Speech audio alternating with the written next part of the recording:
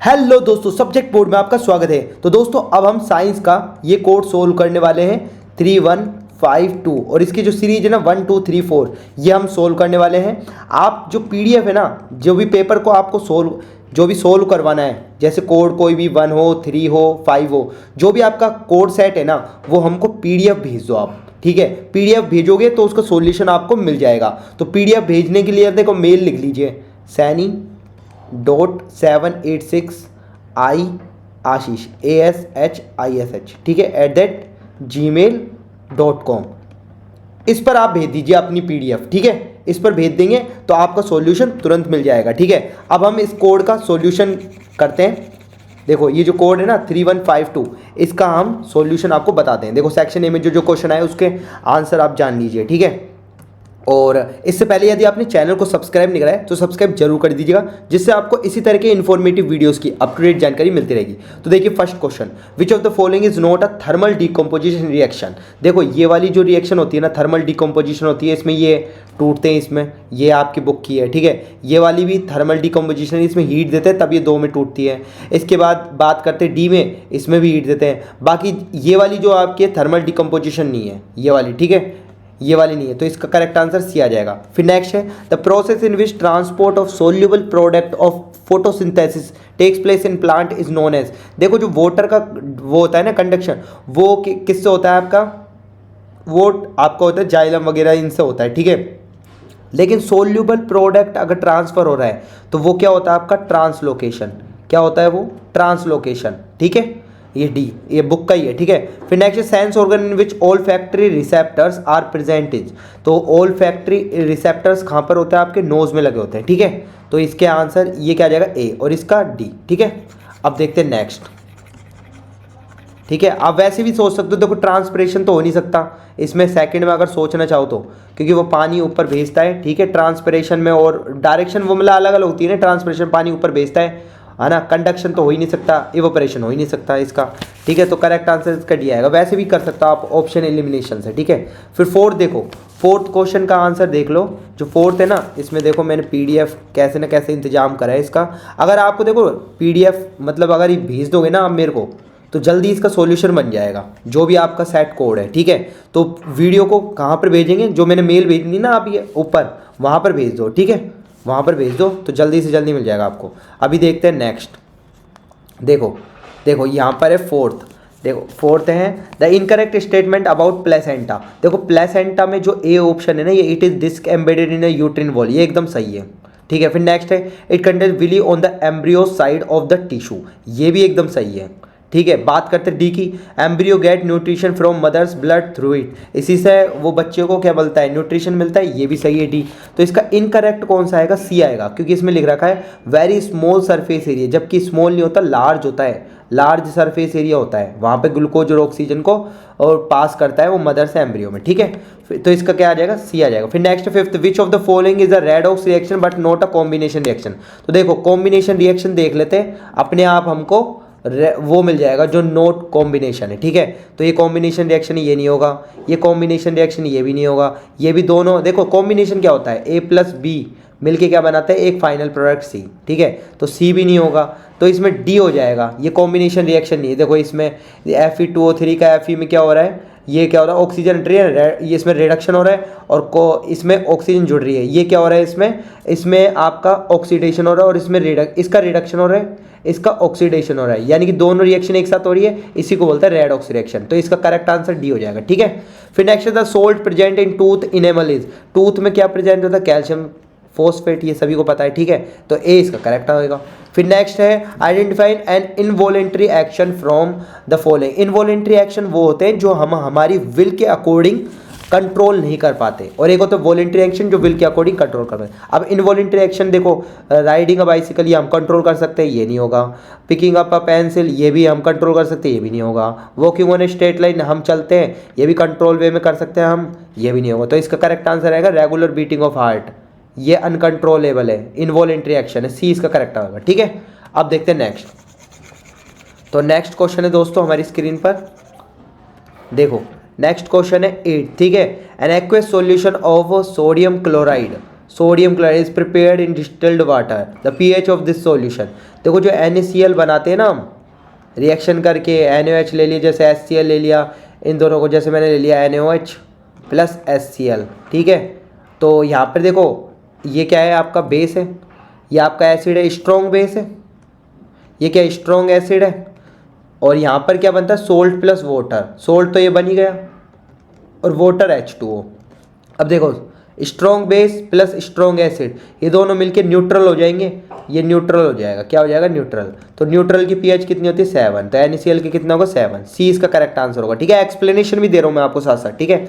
फिर 9th है, a metal X is use in thermite process, when X is heated with oxygen it gives an oxide Y which is amphoteric in nature, XY। अब देखो आपकी book में एम्फिटेरिक oxide है ना, दो ही है, एक तो Al2O3 है, एक ZnO3 है, ठीक है, ZnO, ठीक है, ये वाला है ना जिंक ऑक्साइड, ये वाला है आपका, और एक ये वाला है, ये दो ही है एम्फिटेरिक। तो Al2O3 दे रखा है, तो बी इसका करेक्ट लगा लेना, ठीक है, एम्फिटेरिक ऑक्साइड, ठीक है, ये आ जाएगा इसमें बी।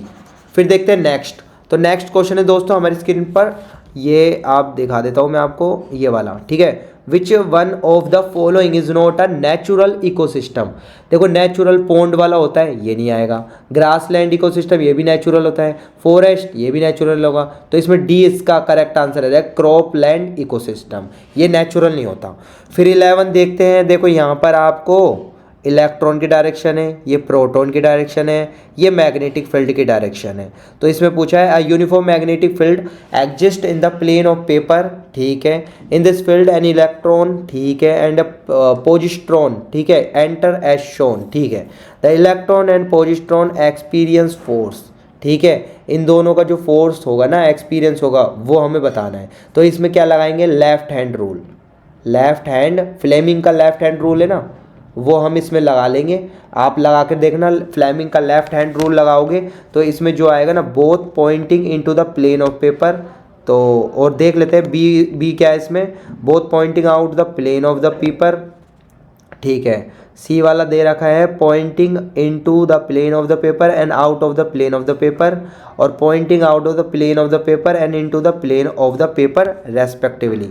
तो इसमें देखो एक बात बता देता हूँ आपको, देखो लेफ्ट हैंड थंब रूल से हम जब भी देखेंगे, ठीक है, तो इलेक्ट्रॉन की डायरेक्शन तो हम मानेंगे नहीं, तो इसकी डायरेक्शन को हम ऐसे कर लेंगे, क्योंकि हमारे पास देखो एक थंब होता है, एक ये 4 फिंगर, एक मिडिल फिंगर, ऐसे ही होता है ना, ऐसे ही तो लगाते हैं। ये फोर्स को डिनोट करती है, ये आपके किसको डिनोट करती है, मैग्नेटिक फील्ड को, और ये किसको, करंट को, ठीक है।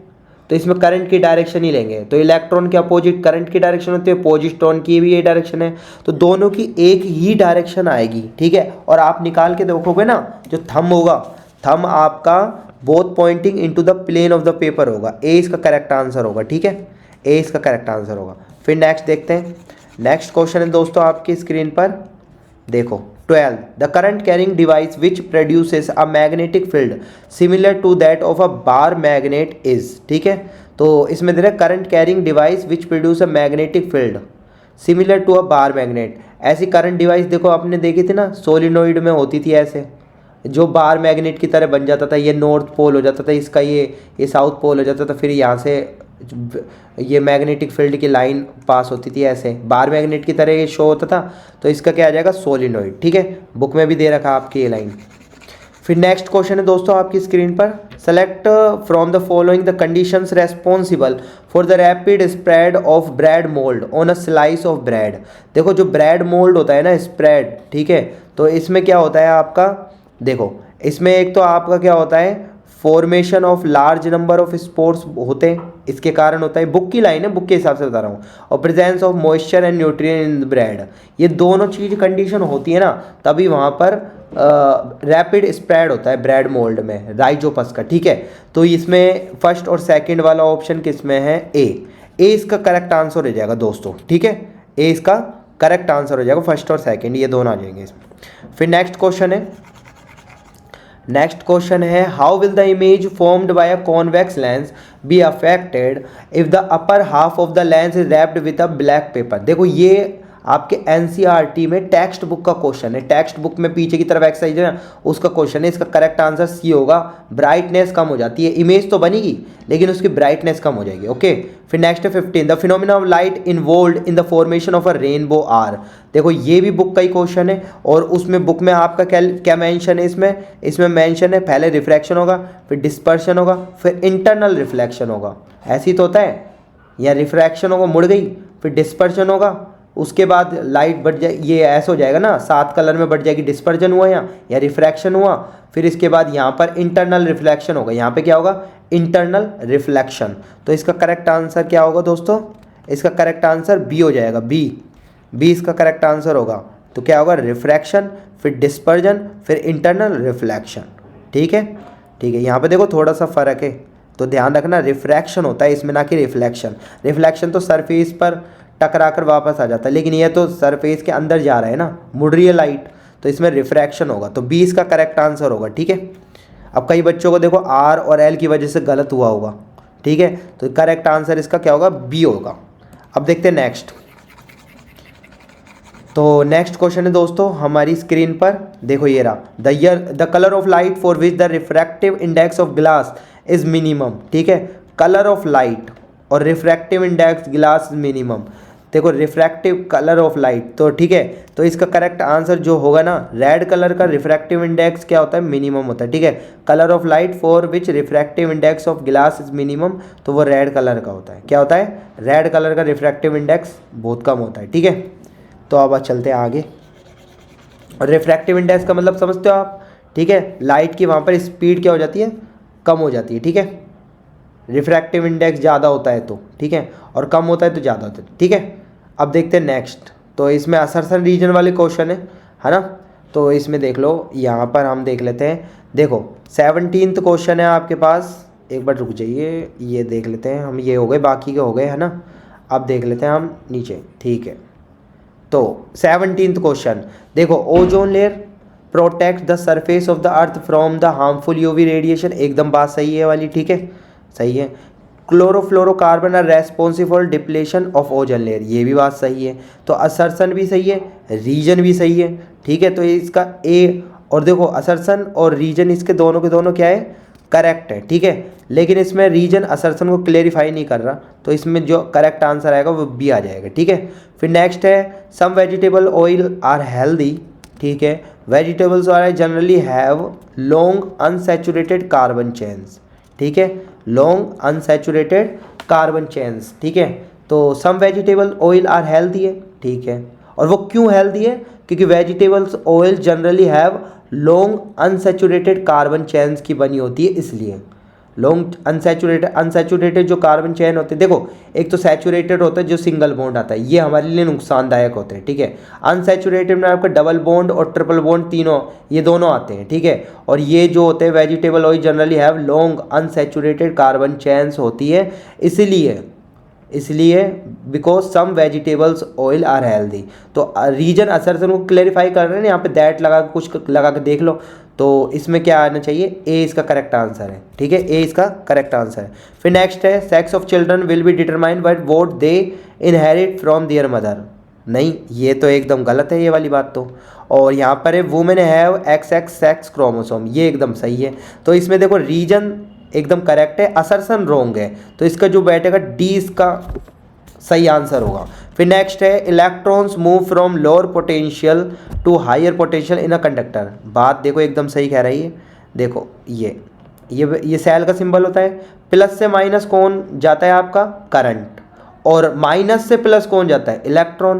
तो लोअर पोटेंशियल से हायर पोटेंशियल में जाता है इलेक्ट्रॉन, ये एकदम सही है असर्सन तो। फिर रीजन देते हैं, dry cell maintain electric potential difference across the ends of a conductor. तो यहाँ पर डिफरेंस को मेंटेन रखता है ना ड्राई सेल, ये अपना रखता है। रीजन भी एकदम सही है।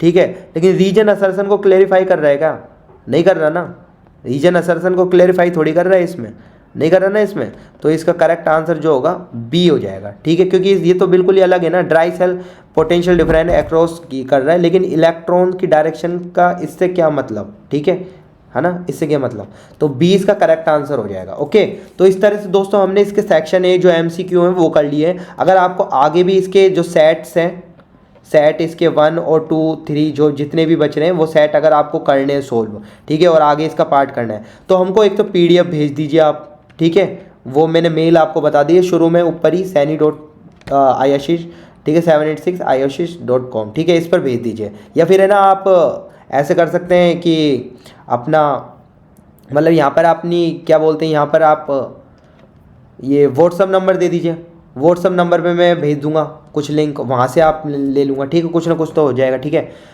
तो इसी के साथ दोस्तों ये वीडियो मैं यहीं पर फिनिश करता हूँ। तो उम्मीद करता हूँ दोस्तों ये वीडियो काफ़ी इन्फॉर्मेटिव रहा होगा आपके लिए। ऐसे ही इन्फॉर्मेटिव वीडियोस की अप टू डेट जानकारी पाने के लिए आज ही चैनल को सब्सक्राइब कीजिएगा और बेल आइकन के बटन को दबाना ना भूलिएगा। तो दोस्तों हम फिर से मिलेंगे, बाय बाय।